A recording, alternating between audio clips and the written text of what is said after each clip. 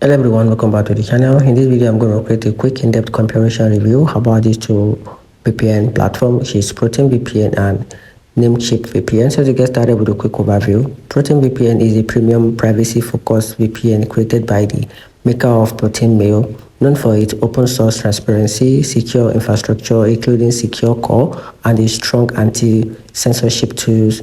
Its top pick for users who care about both privacy and performance. Then talking about the Namecheap on the other side, offered by the popular domain registrar, provide a simple and a affordable VPN experience using the trusted infrastructure of Stack Paths, which is formerly known as IPVanish. It's geared towards users looking for basic VPN protection with a decent speed at a low price. Now, talking about what these two platforms are based at. So, ProtonVPN are best for users who want a outright tight privacy, open source credibility, and a secure browsing.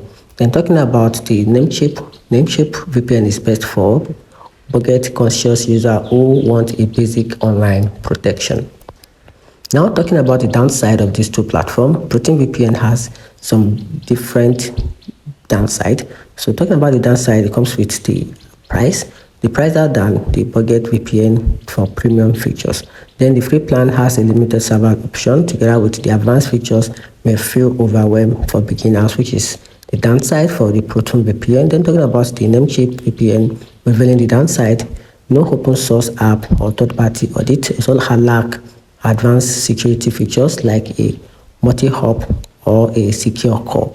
Then here's the overall conclusion about these two platforms. So if you can choose the ProtonVPN if you want or need a robust privacy, advanced security features, and a transparency in your VPN. Then on the other side, you can just simply go for Namecheap VPN if you are on a tight budget and want a simple, no-frills VPN for casual browsing and streaming. So that's it. Let me know in the comment section what you think about these two platforms.